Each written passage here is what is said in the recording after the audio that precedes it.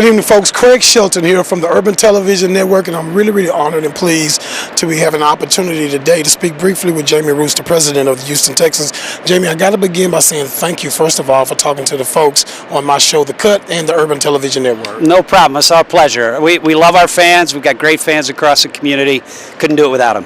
Well, you have to be personally right now feeling a lot of gratification, and as the leader of a team, with where you guys have been able to really progress with this organization, and what we're witnessing today in the presentation of this great new amenity added to the stadium. I want to give you the opportunity to talk to the folks on UTN about the great new video screens. Well, the first step was, what do you want to do? And we wanted to completely replace that end with a video board display. A fantastic canvas, right. 14,000 square feet of space for us to do whatever we want to do. Get a great manufacturer, Mitsubishi. They don't do the most, they only do the best. Right. And this is their latest installation. It's the largest in the world. Then asking our fans, what is it they're looking for? And so video replays is what we heard from them. So not only will we be able to do a primary replay, we can have multiple replays of the same play from different perspectives. And then stats, in-game stats, fantasy stats, out-of-town scores. And then last is you got to have a great production team. And our team has been recognized as having the best overall video board display production in the National Football League, and so they're going to put their magic touch on this and really elevate the experience for the fans. No doubt about that.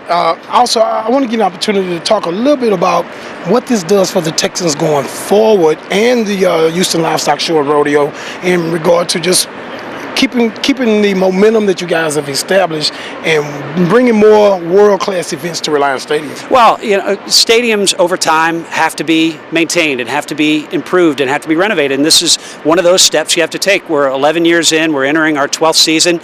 You need to do things like this, and fortunately we've got great partners to make it happen for the benefit of our fans. These types of amenities have been now fans expect it. We're going to be able to deliver. You don't get events like the Super Bowl. You don't get events like the Final Four unless your facility is state-of-the-art, and that's what we're doing, is maintaining it in a state-of-the-art fashion. You want to go ahead and give us a prediction on the Texan season this year? Hey, as a competitor, I can't look at a game and think we're going to lose. So, you know that'll happen along the way potentially, but we play every game to win. Jamie, we appreciate you. Absolutely. Folks, that's Jamie Roots, president of the Houston Texans. Folks, welcome back to The Cut. I'm Craig Shelton, your host. This is Richard Big Walker of HMW. Go check out the blog, folks. We encourage you. We're over 1 million hits, so check us out at HoustonMediaWatch.com. And you are watching The Cut right here on UTN 43.8. As you can see, we've been posted up out here at Reliance Stadium. We feel like we almost live here now, man. I mean, spending a lot of time, but trust me, it's a grind, but it's a grind that we appreciate and feel privileged to be able to do to help build this thing we're trying to build at the UTN network and show these cats around town that nobody gets down like UTN. How about that? So the Texans are going to get going with their third preseason game. They're going to play the Saints at Reliance Stadium. You folks viewing the show Wednesday night, of course, that will be before the game is played. Then those of you that see the replay on Sunday, the game will have already been played. Let's talk a little bit about Trevardo Williams, who made a couple of plays. Listen, Trevardo, rookie draft pick for the Texans out of UConn, hadn't had a lot of good things happen for him in training camp. Hadn't had a lot, didn't have a lot happen to him in the opening week. Not happened good for him, I should say, in the opening week against the Vikings. Then all of a sudden, this past week against the Dolphins, he gets back-to-back sacks. He shows that speed. He shows that burst. Right.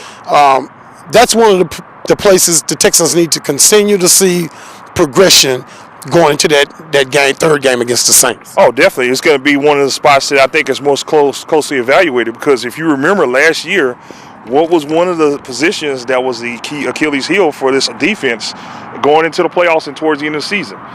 They need someone else to disturb the offense, not named J.J. Watt. And so it's good. It's a positive thing to see, someone else come in, kind of create a change of pace, make the quarterbacks hurry, if nothing else. And he made some great plays. So it's good to see that, especially from a rookie. Although, it's not in a regular season game. It's a good sign. There's a light at the end of the tunnel. Now, I think a kid like DJ Swearinger is in for a good learning experience this week, playing against one of the top-notch not one of the top-notch quarterbacks in the league. He's one of the top 2 or 3 guys in the league, depending on how you want to rate him. But he's going to see a guy that makes quick decisions and is a crisp passer and an accurate passer. Right. And coming off of the controversy of leaving the Dolphin game where if you've been on another planet and you don't know that DJ Swearinger sent Dustin Keller's knees into several different directions on a controversial play that was a legal play that wasn't flagged, he won't be fined. But what we're seeing is a little bit of the maturation process of cause and effect with the league coming down on headshots.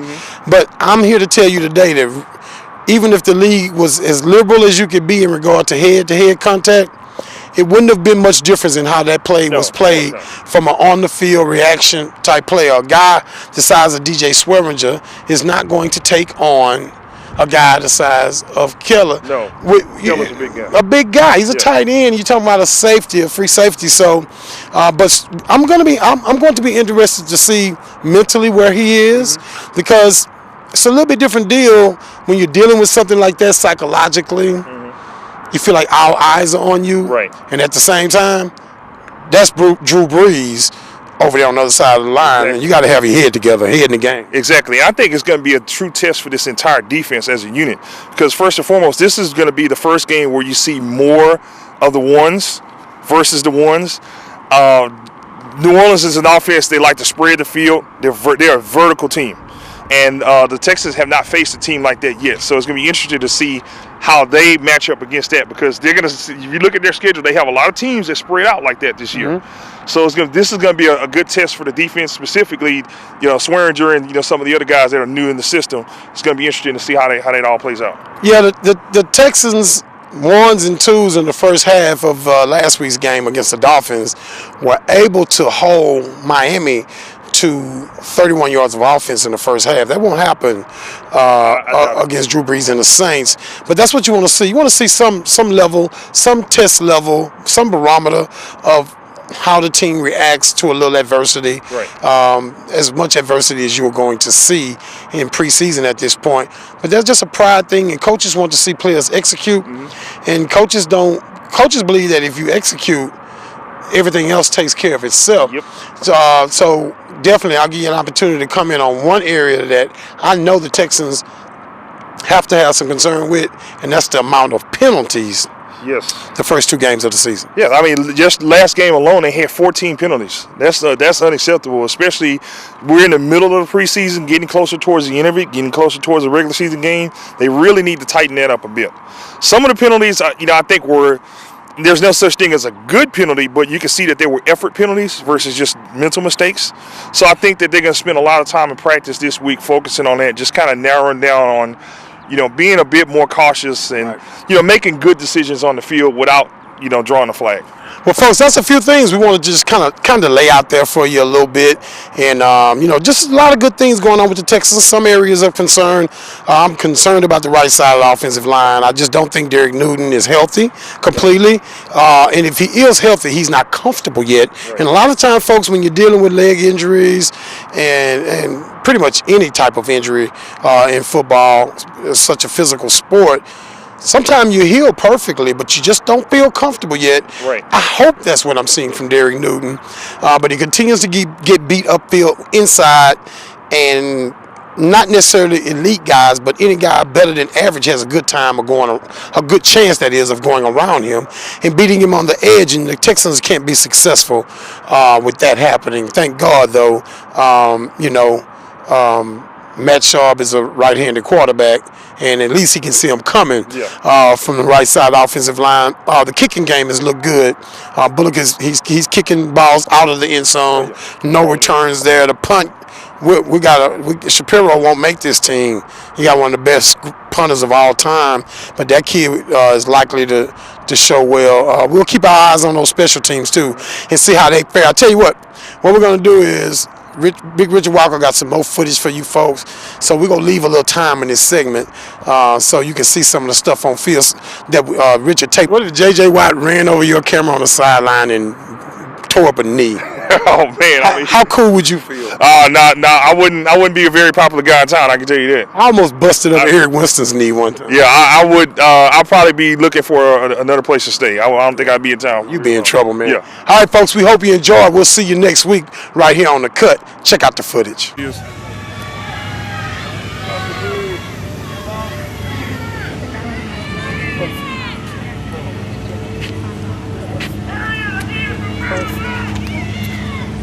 I don't want to be out of all the shots.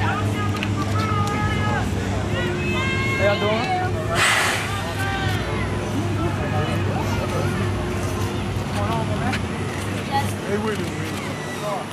That's Jesse.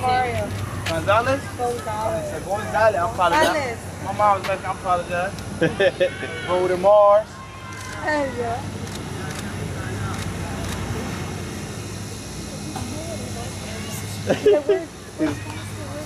Here for it, Jesse. Here.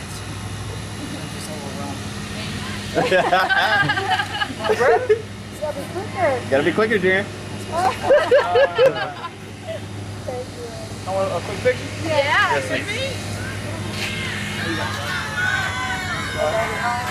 Everybody? All right, ready? 1, 2, 3. Everybody look here, guys. Everybody look here. Good, thank you.